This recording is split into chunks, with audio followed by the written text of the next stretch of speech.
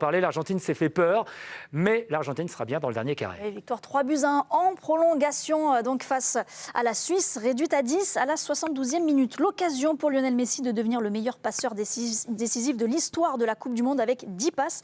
Avec 15 matchs maintenant, il devient aussi le joueur qui compte le plus de matchs à élimination directe. C'est un capitaine record et fier de son équipe qui s'est présenté ensuite devant la presse. Ce groupe a habitué les gens à faire des choses qui ne sont pas normales. Ce n'est pas facile, après avoir été champion du monde et remporté tous ces titres, de continuer à rivaliser, à jouer au même niveau et à atteindre les demi-finales. Disputer une nouvelle demi-finale n'est pas quelque chose de normal. Et c'est vrai qu'avec cette équipe d'Argentine, on est un peu, Charlotte, j'ai l'impression, dans le paranormal. Il y a toujours beaucoup de petits facteurs, on va dire beaucoup de chance, etc. Mais je trouve que cette équipe d'Argentine, elle n'a aucune saveur. Franchement, à part, Messi qui peut faire quelque chose. Quand on voit le 4-4-2 avec qui, c'est quoi? C'est les 4 milieux, c'est McAllister, Paredes, De Paul. Enzo Fernandez et De Paul. Pour moi, ils sont tous le même profil. Donc, tu n'as que Messi essaye de faire quelque chose et Lautaro Martinez ou Alvarez fait quelque chose. Peu, ouais, quand même. Oui, alors Alvarez, j'aimerais bien voir ses stats un peu. Il a dû faire 14 km hier. Mais je trouve ça triste, en fait. Donc oui, il y a la grinta, il y a l'agressivité. Ouais. Mais après, à part ça, il n'y avait rien. Parce qu'il n'y a pas assez de choses collectives. Donc oui, ils jouent tous autour de Messi. Mais Messi, quand il n'est pas bon, on attend quand même que Messi fasse la passe au bon moment ou le but du bon moment. Mais là, il était face à une grosse équipe de Suisse. Franchement, ils ont été très intéressants dans le jeu. En deuxième mi-temps, ils méritaient même de marquer, de passer devant l'Argentine. Après, il y a eu ce fait de jeu, le 10 contre 11, où ils étaient en difficulté. Mais j'ai vu une belle équipe suisse. Qui pour me défendre l'Argentine, là, autour de la table? Personne. Moi, Vikash. Qui est championne du monde. Mais tu es champion du monde et tu montres mais elle peut ça. pas être foncièrement complètement nulle. ils sont les joueurs 4 ans que tu de viens de plus, les citer, mecs. ils jouent tous dans les meilleurs clubs du monde et ils sont pas tous pareils. Paredes, par exemple, est un joueur qui joue devant la défense, qui est capable de faire jouer l'équipe. Et quand tu vois les buteurs depuis un moment, c'est pas tout Messi.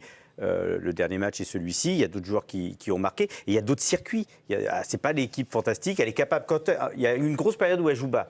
Et la Suisse a le ballon, voilà, elle accepte de jouer bas, elle mène 1-0, elle décide de conserver ce score-là. Donc tu es champion du monde, tu laisses les clés. On a le droit, et d'ailleurs on a le droit, l'Angleterre aussi a le droit de jouer contre un bloc haut et de prendre son temps. Oui, mais ils avaient on n'est pas obligé de mettre tout le l'Angleterre. temps de l'intensité. Elle a des problèmes de qualité sur les latéraux, c'est sûr. C'est une équipe intelligente. Après, elle est rattrapée, Oui. si je puis me permettre, puisqu'elle a joué l'Égypte récemment, par la pyramide des âges. Les mêmes dont on parle, ils ont 4 ans de plus.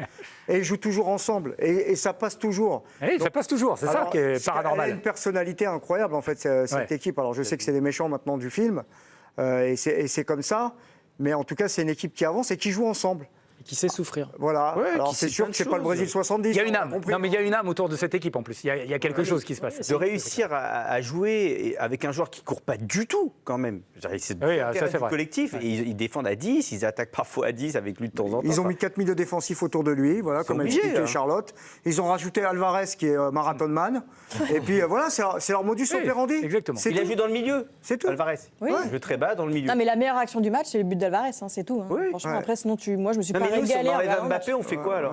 On a une Ouais. équipe. Oh là là, ça y est, c'est On n'est reparti. pas contre, sans Mbappé, on n'a pas la même Après, équipe. il faut Est-ce qu'on est aussi- champion du monde sans Mbappé? Sans Olysée. Après, il faut aussi avec leur qualité. Il faut aussi avec leur qualité, peut-être. Allez, Charlotte a évoqué un fait important dans ce match. Là encore, l'arbitrage a fait beaucoup parler. Il y a eu un carton jaune inversé. Leandro Paredes avait été initialement averti, mais le VAR a demandé à l'arbitre d'aller revoir l'action. Brailam Bolo, le Suisse, victime à la base, a simulé la faute. Selon la nouvelle règle, le VAR peut appeler l'arbitre central en cas d'erreur sur l'identité du joueur, même pour un carton jaune, pour ensuite l'attribuer au vrai fautif, qu'il soit de la même équipe ou de l'équipe adverse. C'est un cas qu'on avait déjà vu entre les USA et le Paraguay. Donc c'était le deuxième carton jaune de Brailam Bolo, exclusion, une situation que ne digèrent toujours pas les Suisses.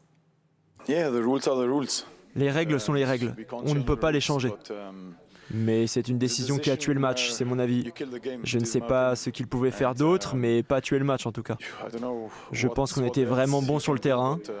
Je suis convaincu qu'à 11 contre 11, on les aurait battus. Oui, Voilà. Alors attention, là, l'interview a révolté Benoît Trémoulinas et le plateau, Benoît. Bah oui, Vous n'êtes pas vas-y. d'accord avec ce discours? Vas-y, 2 pieds décollés. Alors bon, vas-y. alors attendez, juste l'argument de Benoît et après Vikash vous répondez. Mais Benoît, pourquoi Non, parce qu'en fait, il y a Non. tout simplement une simulation qui vaut carton jaune. Le seul fait de jeu sur cette Coupe du Monde, c'est qu'en fait, la règle a changé à partir du début de la Coupe du Monde et ça permet à l'arbitre de revenir Bah voilà. pour C'est de la mettre un délation.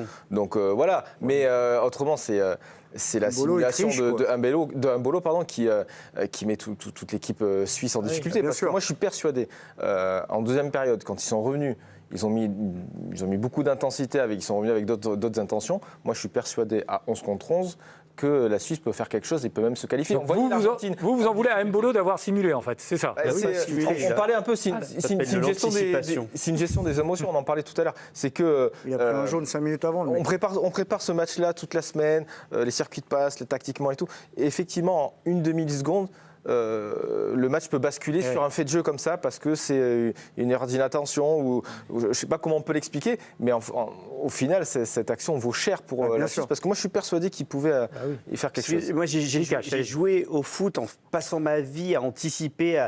Alors, Paredes, en plus, je le vois arriver. Alors, moi, je peux vous dire que je simule direct. À vitesse réelle, on est tous à dire oh là là, t'es obligé en tant que joueur d'anticiper le coup de Paredes et pour le coup là il enlève son pied au dernier moment. J'en ai tellement fait des coups comme ça donc voilà. Oui, mais là t'es pas dans la surface, t'es pas dans un endroit où t'étais mal. Oui, mais j'ai fait plein de trucs comme ça. Mais c'est pour pas prendre le coup. C'est ce que dit Vikash, il veut pas prendre le coup. Non, mais c'est vrai, il fait pas 1m70 et 70 kg. Oui, il est costaud, t'as raison. C'est un des plus gros gaillards de la Ligue 1. Il anticipe en tant qu'attaquant, t'as le ballon, t'anticipes le coup qui pourrait arriver. Moi je trouve qu'il était loin, il allait chercher le pied, la jambe. C'est ce que c'est Vikash. Le problème c'est que effectivement. Non, le problème c'est le VAR. Allez, Vikash, finissez. Pourquoi c'est le problème le VAR ? Parce qu'en fait, il y a un type dans le VAR qui dit hop, il a triché, faut revenir. En fait, voilà, je suis contre ce football, je suis contre tout ça. Et comment il s'appelle c'est philosophique. Chaka, ils ont qu'à se réunir en tant que joueurs, tous ensemble, et décider de ce qu'ils veulent faire du VAR. Ils ont qu'à refuser le VAR si ça leur plaît pas. C'est parce que de temps en temps, c'est pour eux, de temps en temps, c'est pas pour eux. Mais ça pervertit le football. C'est un truc que je veux pas voir. Non, mais le problème, c'est pas ce football en fait, on peut pas cautionner. Je veux qu'on puisse tricher sur un terrain de foot. Moi, oui, parce que je pense qu'il n'y a pas pénalty, il n'y a pas faute de Haaland, par exemple. Et encore une fois, Vikash. Chabaillé, et puis après, on arrête l'image et lui, il pousse. Moi, je pense qu'il n'y a pas pénalty, il n'y a pas faute. La main de Dieu n'existerait pas avec la VAR. La main de Thierry Henry. La main de Thierry Henry. On serait pas allé. Bon, ça, c'était pas plus mal. On ne serait pas allé dans cette Coupe du Monde et il ne serait pas passé l'histoire de bus. On a fait le tour, c'est bon. C'est juste Mbolo, il va falloir se relever de ça. Parce qu'à mon avis, dans sa tête, ça va traîner un moment. Parce que là, la Suisse avait quand même une vraie chance. Il était en larmes, c'est difficile. En plus, il est en larmes, franchement. Non, mais lui, il est pas malin quand même. Non, mais là, on va pas s'apitoyer. Non, pas pour ça. Non.